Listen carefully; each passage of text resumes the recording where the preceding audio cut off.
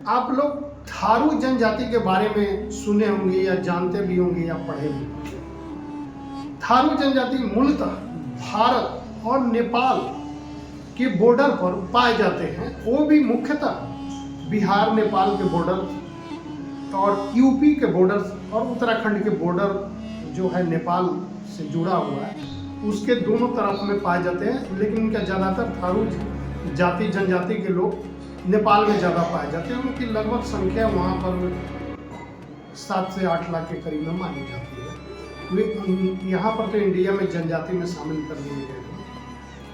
तो थारू जाति जनजाति की उत्पत्ति कैसे हुई, इसके बारे में बहुत सारे पेचीदा प्रश्न हैं। लेकिन एक माना जाता है कि बौद्ध धर्म को लोग थेरवाद पंथ को मानते थे, थेरवाद से थारू बना है।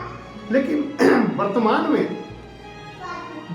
में वे लोग शिव की अधिक पूजा करते हैं, हिंदू धर्म ज़्यादा फॉलो करते हैं, थोड़े बहुत बौद्ध धर्म फॉलो करते हैं।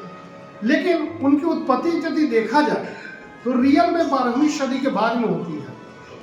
जब मुगल आक्रमणकारी आए तो वे लोग हमला करने लगे और स्त्रियों पर अत्याचार करते थे, बलात्कार करते थे। इसलिए स्त्रियां जौहर कर लेती थी। कई बार राजा लड़ने जाते थे और इस युद्ध में ये होता था कि भाई बाल बच्चों को भी सुरक्षित रखना है। तो ऐसा माना जाता है महाराणा प्रताप के समय ज़्यादातर घटनाएं मानी जाती हैं। लेकिन ये घटनाएं महाराणा प्रताप से पहले की भी है। जब मुगल आक्रमणकारी अलाउद्दीन खिलजी से मुख्यतः ये शुरू होता है, क्योंकि अत्याचारों की जो संख्या थी अलाउद्दीन खिलजी के समय से जौहर का प्रचलन मुख्यतः चलने लगा था। उसके पहले भी था, लेकिन सबसे अधिक मात्रा में मांस जो है महिलाएं अधिक मात्रा में जो अधिक संख्या में जौहर करी है वो अलाउद्दीन खिलजी के बाद ही करती है।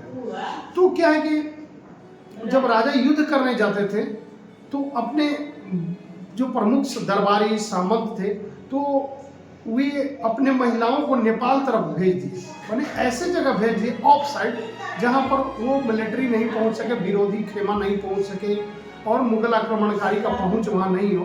तो उस समय नेपाल को माना जाता था, नहीं तो महाराष्ट्र को, क्योंकि दक्षिण में भी चले जाएंगे तो नहीं, तो दक्षिण की भाषाएं थोड़ी अलग थी और उत्तर भाषा थोड़ी मिलती थी। उत्तर भारत की हिंदी के कारण तो ये लोग आपस में तालमेल भी बैठा सकते थे। तो नेपाल में वो भेज दिया गया, नेपाल के में भेज दिया गया ताकि वहाँ मुगल आक्रमणकारी नहीं पहुँच सके। मुख्यतः जो 12वीं सदी के बाद अलाउद्दीन खिलजी के आक्रमण से शुरू होती है, जो रत्न सेन वाली घटना सुनते हैं। उसके बाद में वहाँ कई लड़ाइयाँ हुई। तो राजा महाराजा अपने पत्नी, बेटी, औरतों को अपने दरबारी, नौकर, चाकर, जो निम्न कैटेगरी के काम करने वाले लोग थे, उनके साथ भेज दिया करते थे।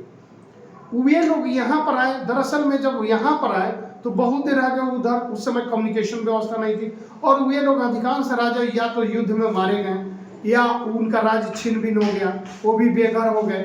अब इधर के लोग इधर ही रह गए। अब रहने के बाद महिलाएं करें तो क्या हो, तो राजघराने की थी। धीरे धीरे जो उनके साथ नाई, खाना बनाने वाले, जो निम्न काम करने वाले, पालकी ढोने वाले जो लोग भी आए थे, उन्हीं के साथ उन्होंने शादी कर लिया, बाल बच्चे होने लगे।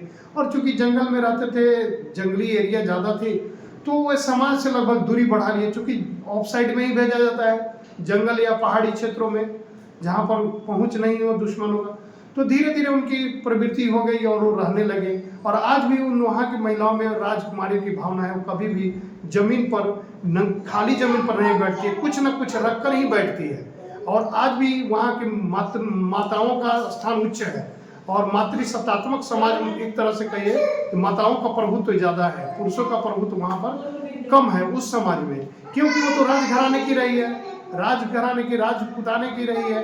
तो उनका जो आज भी महिलाओं का जो पावरफुल है वो पुरुषों से ज़्यादा है। थारू समाज की यही उत्पत्ति की कहानी।